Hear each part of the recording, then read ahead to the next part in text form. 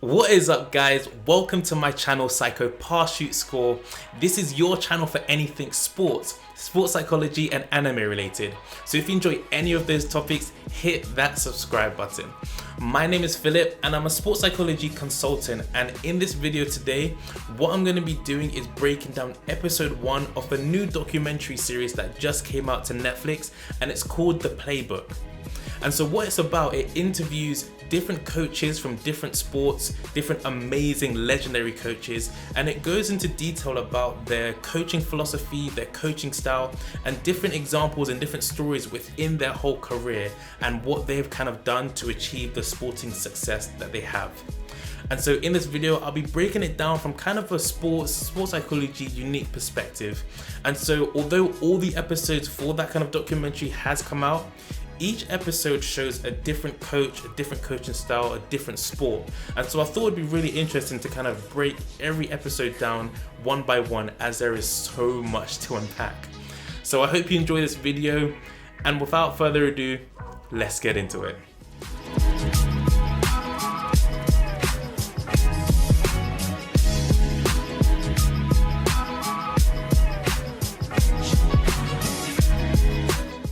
So episode 1 of this documentary went into detail about the NBA coach, legendary coach of Doc Rivers.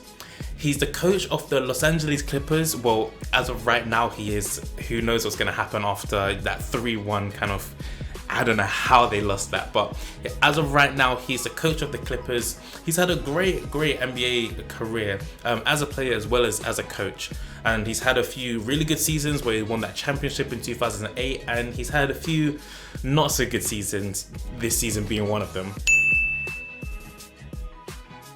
And so he's been as a coach for over 30 years, so he has a great kind of pedigree, great experiences. And so it was really good overall just to hear his experiences as an NBA coach throughout those whole years. One thing that was really interesting to see is that they talked a lot about the whole Donald Sterling kind of fiasco and Donald Sterling kind of situation, which happened in the early 2010s. And so it was really interesting to see how he approached that, which I feel was really good. And to see how now, as time has progressed and as more players are feeling more confident in kind of letting their voice be heard in some racial situations which are happening in America. And so it was really interesting to see where the NBA was back in that time, and how the coach really did a good job in kind of addressing that racial situation. And I'm really happy, of course, that Donald Sterling kind of got his kind of sentence and no longer is an NBA owner. And so within this documentary, the rules that he kind of articulated, which he has within his kind of rule book, those were, for number 1, finish the race. Number 2, don't be a victim. 3, Ubuntu is a way of life. 4, pressure is a privilege. And 5, champions keep moving forward. And so these are some really good kind of rules that he kind of abides by, and that's kind of what forms his coaching philosophy. And from a sports psychology perspective, you can really see that this whole coaching philosophy kind of pairs hand in hand with his coaching style, and that coaching style is more of a holistic coaching style. And so what that basically is that it's a coaching style where the belief is that everyone is connected, and that approach is that individuals are the sum of all their parts. And in order for them to be encouraged to kind of grow, a balance is needed throughout the whole team.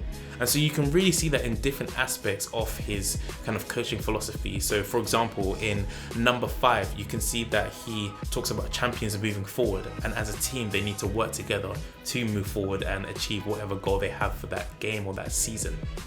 You can see that in another one of his coaching rules, in his Ubuntu is a way of life, and that is one that I really didn't know a lot about, but I really was interested in seeing that whole African proverb and African philosophy implemented into the world of sports. And I feel like it's a great sport for that to be implemented in, as it is, NBA is a team sport.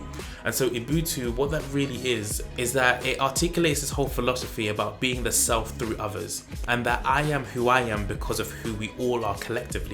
And so you can see how that whole Ubuntu kind of lifestyle, Ubuntu philosophy kind of pairs hand in hand with that whole holistic, looking at everyone as the sum of their whole parts, kind of that philosophy and that kind of coaching style. Another thing that I feel that Doc Rivers does a great job, an amazing job at doing, is that he shows a lot of external representations of internal feelings that he wants his players to kind of feel. So for example, one of the examples that he kind of used in the documentary was a whole spotlight. And so in 2008 with the Celtics, he put a spotlight in the training facility to kind of show that we want to put a banner on the wall where the spotlight is, kind of showing the light. And so that was a visual representation that players could see every time they were training. And so although that was something external, the internal feelings that he wanted to get across is those whole feelings of, you know, being intrinsically motivated and wanting to kind of develop yourself personally so you can better help the team in different situations. Another example is the whole Ubuntu kind of lifestyle. Ubuntu, that was the word that everyone was saying, the coaches in the interviews and in training, everyone was saying the word, but it was more than just the word. It was more the lifestyle and more the internal feeling that he wanted to get across. And it was that whole feeling of everyone's working together to achieve a common goal, and everyone is necessary to achieve that common goal.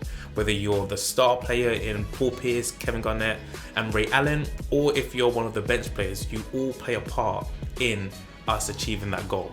And I feel another thing that he does really well, it kind of comes in with the rules that he's kind of set of the whole finishing the race, don't be a victim, and champions always move forward. He always puts big things into bite-sized pieces for his players, his team to kind of digest and work towards to accomplish those big goals.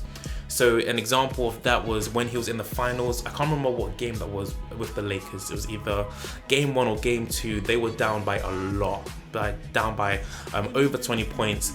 And instead of calling a timeout and just telling his team, yeah, we're gonna still win this, just keep working hard, la da da, he actually put it into bite-sized pieces. And he said, okay, yes, we're down by this much, but let's just break it down by 6s. And so if you just continue to break it down by 6, break it down by 6, break it down by 6, bit by bit, they started to get a bit more into the game, and they actually won that game. Not only that game, but they won the whole series. And so you can really see the whole different coaching styles, the coaching examples that he used throughout his career. And you can see that how his rules have really stuck with him in the Celtics, and see how that kind of successfully helped him achieve that goal of winning a championship. And so with these rules that he's kind of set, a lot of his examples that he plays were from the Boston Celtics, that time and that period within his career. So it'll be interesting to see how much has transitioned into the Clippers. Not only the Clippers, how they were before when Chris Paul and Blake Griffin were kind of manning that team, but how they are now with Kawhi Leonard and Paul George. It seems like it didn't translate really well with this kind of group of people, but there's always next season, hopefully for him, if he kind of stays with the job. It'll be really interesting to see how they bounce back from this humiliating loss against the Denver Nuggets, and how he's going to approach this whole 5 rules and how he's going to implement that into the team going forward. So that'll be really interesting to see. But that ends today's video. I hope you really enjoyed it. This is a documentary which is really interesting because coaches are really kind of different, and they have multiple different styles of how to coach. So it's interesting to see their unique point of view and how they use that unique point of view to kind of achieve their goal. And so I hope you guys enjoyed that video. Feel free to watch the whole documentary, the whole series, all the episodes, but I'm going to be breaking down episode to episode some interesting things. Hope you enjoyed it. If you did, hit that like button, consider subscribing if you like content just like this, and I look forward to seeing you guys in the next video.